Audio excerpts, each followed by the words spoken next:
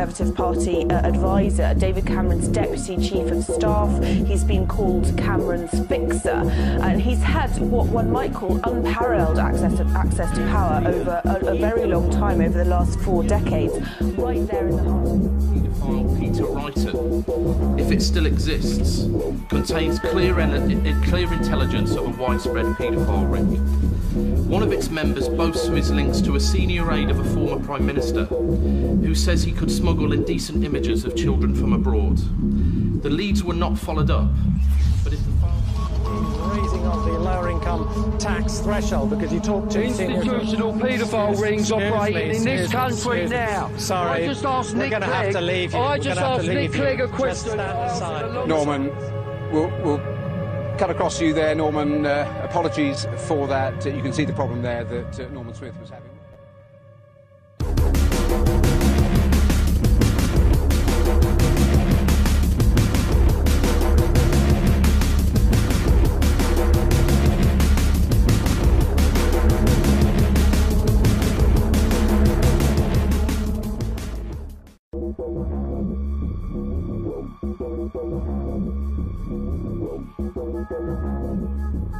Bill, are you there? I'm here, Lou. I'm on the street though, so that's all right, Bill. We've only got 5-10 minutes. Okay, so congratulations on your work and getting it out by the mainstream media. Can you tell us a little bit about? I know you can't say too much for legal reasons, and you don't want to bring any sort of harm to the guys who are exposing this. But can you just give the listeners here a brief rundown of what happened and how you got involved with this case of what's come out in the Sunday Express yesterday? I know you can't say too much. I know. Yeah. But if you can give us like the basics. Yeah, it will be very basic as well. Morning, everyone. First of all, I would like to start by saying that we have an international paedophile ring that's been operating within every democratic government on our planet. There has also been connections to the Middle East all over the world. We're looking at the killing of children. We're going back to just a guy called Sidney Cook, which those that are initiated into this subject will understand. We're looking at the torture of children. We're looking at snuff movies. I'll tell you what happened. One snuff movie, our victim was forced to film a snuff movie, all by Sidney Cook. This is our witness, the main witness that has come to us, because he doesn't want to go too far now with the police and the secret services, if you like, that are involved. So, you know, this is a very precarious position. We're talking about,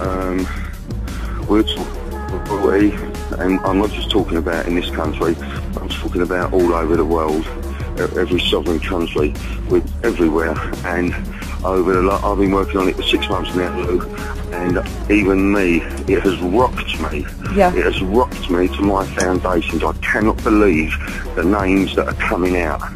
And as you know, Lou, you know, I've been doing this kind of work for a very long time. So Leon Britton, you know, a witness was attacked and raped by Leon Britton. Leon Britton is the one that they don't want to go for at the moment. Our witness identified Leon Britton by a tattoo that he has on his groin. Now, our witness drew the tattoo for the police, etc., etc. But like I say, I can't say too much. No. But it is horrific, and we're talking about. I think I would just like to say on a strong point towards the guy Robert Green. Yeah. Holly Gregg, Down syndrome. We're talking about disabled children being ferried between all the Channel Islands, especially the Isle of Sark, the Isle of Wight, Jersey and Guernsey. We're talking about, I don't know if you can put it down as a religion, as a satanic religion. Is it a religion? You know, I'm not just... Can you hear how I feel, Lou? You know, I can hear in your voice, Bill. I mean, how's the victim doing? He's exposed all this. You were with him with Chris. The victim, The victim is a very vulnerable person.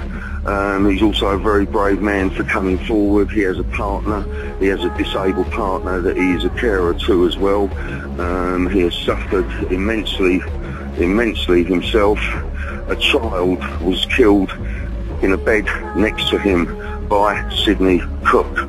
Sidney Cook then went on to continue to use this victim that never died in that bed to perpetrate, if you like, and tried to turn him into one of them. Yeah. Sidney Cook made him shoot a film, like I say, a snuff movie. When that was done, he said, "Now you're one of us." Sidney Cook would choke children in their beds, or wherever the film was being shot. And as the victim put it, he said to me, he'd choke him, Bill, until he went blue, then he would blow in his mouth again. So what Sidney Cook used to do, he used to strangle, choke the kids, then resuscitate them. So if you like, kill them, bring them back to life, kill them, bring them back to life. This one incident went on over 3 weeks. This was our witnesses, Andrew. Andrew, what's his surname? Andrew? I haven't got his name in front of me. Andrew. You haven't got the full name in the paper. Oh, I have right. not put his full the paper because, unfortunately, we're dealing with the national press, and we had the means at the time in film footage. I was present at the whole interview, and we were advising Andrew, and at a couple of points, the interview became very heated. That's all I can say. Now, are we going to start seeing arrests, Bill? Well, I certainly hope so. But what I can say is I have a list, and it is not the full list, of 35 people, politicians, the majority of the public would recognise. They would recognise, and we're not just talking about men now, we're talking about women, not dirty old men. We're talking about the trafficking of children. And if I can just go back to Holly Greglow. Yeah, sure. A lot of these victims I can't say whose yacht it was, but I will tell you the particular story that I'm talking about. It was not Ted Heath's yacht, though the same was happening there. But on this particular yacht, Andrew was on it, and there was 3 or 4 normal kids on there, normal, if you like, up to between the ages of, say, 10 and 13. And then there were maybe 6 or 7 Down syndrome children. The normal kids, where they all had their trip, and then they were dropped off at Holland. But the Down syndrome kids were kept on the boat. Now everybody's got to remember that they didn't school these children purely with fear, Lou. A lot of them treated these kids really well. They put these kids into a sort of a fictitious adult world. They would let them smoke, they would let them swear, they would let them have a drink. And this particular woman done, can you hear me, Lou? Yeah, I can hear you fine, Bill. I would just like to tell everyone what this particular Member of Parliament done. I'll put it into the victim's own word. She grabbed hold of my head, Bill. She pulled me down to her C vagina, but he said to her C, and said, "Come and suck on this, you." He said, and the stench was repellent. It was disgusting. Oh my God, That Bill. was at a party. That was at a party. Sidney Cook, the child killer, was also at parties with Jimmy Savile and many other representatives of the entertainment industry, the political institutions, the legal institutions and the medical institutions, and it is horrendous. I mean, Bill, I can see in your voice you sound exhausted by it all. Well, we've only got a couple of minutes now, and I'll give you a call after the show. We are making a film. You are going to make a film, but what? Yeah, go on, sorry, No, the film is being made, Lou. We are in the production of the film. I have all footage of the interview with the Daily Express as far as this case is concerned. And within that interview, there are other subjects talked about that have not been disclosed. But I must say, and I want to make this clear to everyone, that the alternative media is working with the national media. And it is not just Pie and Mash Films. At the moment, I have a very small, tight team working on this, but the national media is working with the alternative media. And we are talking about kidnapping, murder, torture. Another young child, I want to put this one across, Lou. There was another young child, a snuff movie was made that Andrew was present at.